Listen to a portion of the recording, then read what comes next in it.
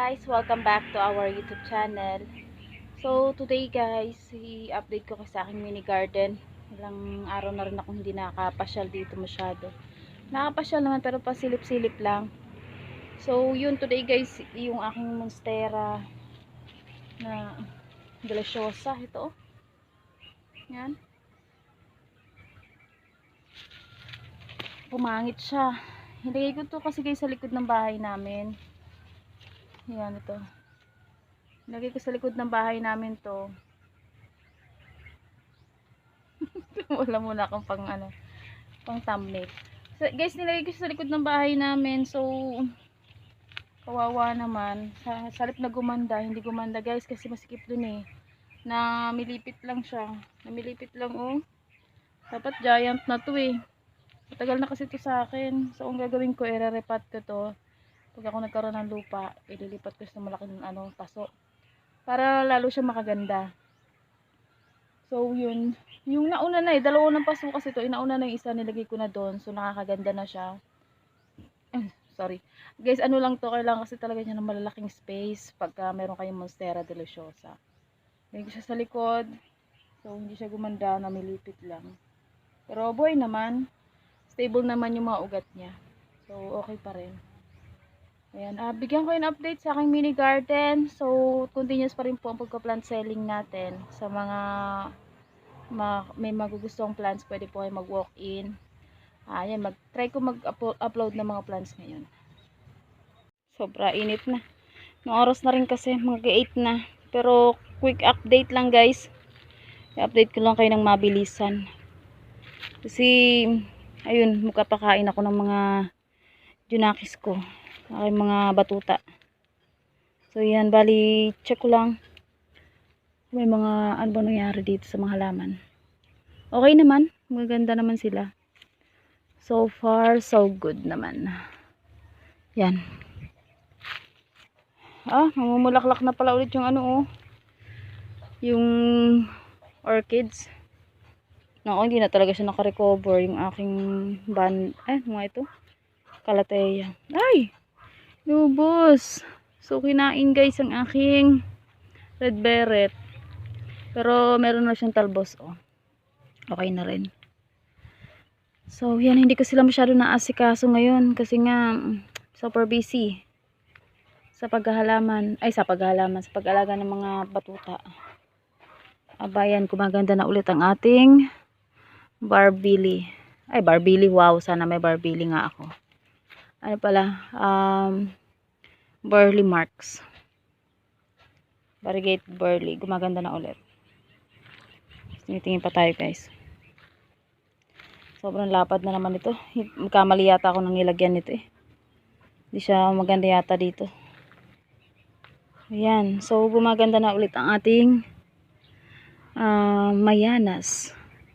So, maliit yung pinaglagyan ko pala ng mayanas. Alanganin siya. Kasi kasuin ko na lang na mailipat dyan sa mga sunod na araw. Taba nga ba?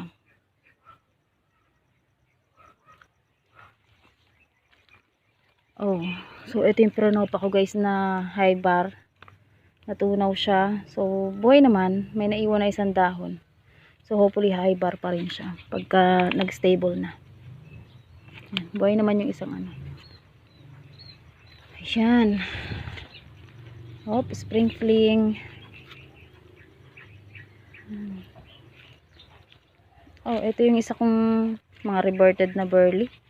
Ito guys yung aking variegated din. Kaya lang yung kalahating sanga reverted eh. Sana magtuloy-tuloy sa pagganda ng bar. Ito reverted din. Pero yung isa maganda yung bar. Pero yung mga bagong talbos, mga So ayan.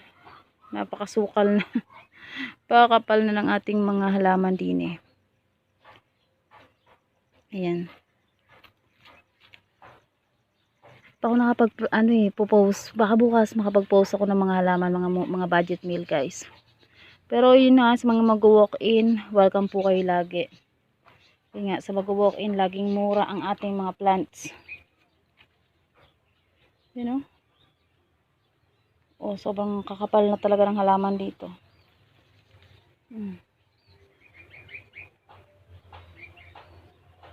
Nagsipagtalbusan na rin yung ating mga philodendron. Tomorrow, try ko mag-post. So, yan. Nangyari. Yung ating paraiso verde na maganda. Paraiso berdeng maliit. Then, ito. So, ito guys, paraiso verde din to. Ayun na, meron na siyang shoot. Ito ko na lang ilagay.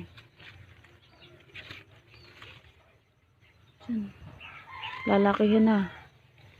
Lalakihan na guys ang aking mga halaman. Ganda na Ito guys, sa lupa na to eh. Yung ugat ata niya, numana na sa lupa. Ito. So, ating mga tawag dito. Basta yan. Ganda. Tatahulan mga aso, kinakabahan ako, kala ko yung mga alaga ko yun, pero parang hindi naman kasi narako yung pinto posible makalabas yun. Yan. So yan, sobrang ganda ng ating mga halaman na medyo napapabayaan ko. Hindi naman totally napapabayaan, ano lang, medyo busy lang ang nanay net nila sa ibang bagay. So yun, as long as nagdidiligan naman sila ng naulan naman kasi guys. So hindi ko kailangan magdilig. Kagabi sobrang lakas ng ulan. Yan. So yun, kasi may mga puppies ako ngayon pina-priority. So siguro pagka naibenta ko na lang yung mga puppies ko, magpo-focus na naman ako sa paghahalaman. So ganun lang muna. Priority lang muna natin yung mga aso. Ayun, dami mga bunga ng sili mga siling panigang, tapos siling labuyo. Ayan. Pa ako nakapagtanim ng medyo matanda na. Ayan nagtalbos na yung aking albo na binigay ng kapatid ko. So eto ay yan. Up. Makapal na ulit yung ating halaman na yan. So gusto ko nga sana alisin dyan. So sana alisin niya dyan kasi para lumuwag-luwag. Saka na lang pagka may time na para sa kanila. Gagandahan din naman ang ating mga caladium. So siksikan. Siguro pag may time ako, alisin ko lahat ng mga halaman dito. I-transfer ko sa mga gilid-gilid, then mga caladium ang ilalagay ko dito sa part na to. Mga caladium na lang. Yun, doon babawasan din natin. Nasukal na. So nakaraan halos okay na yun sumukal na ulit. Ayun. Check ko nga lang yung aking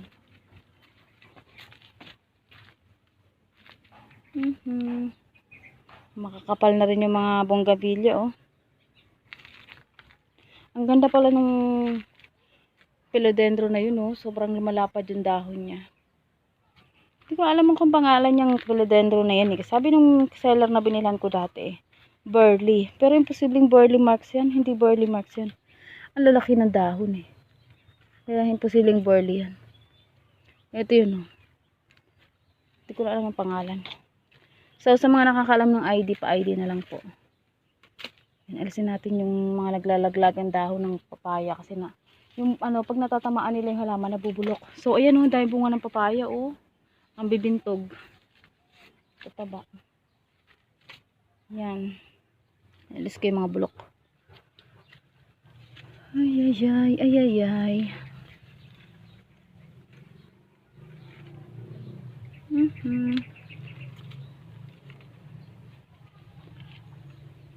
So yan, pasilip-silip lang muna sa mga halaman din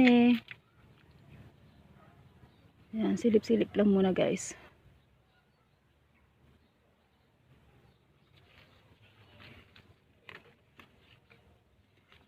So yun lang guys, ang update sa aking mini garden. So di muna tayo nakakapag propagate kasi super busy sa aking mga doggies na napakaraming puppies. So uwi na ako guys. Prepare na ako ng pagkain ng aking mga pabebe para sila ay maraming gatas. Ingat po kayo lagi. Yun po. Ingat po kayo lagi. God bless. Thank you so much.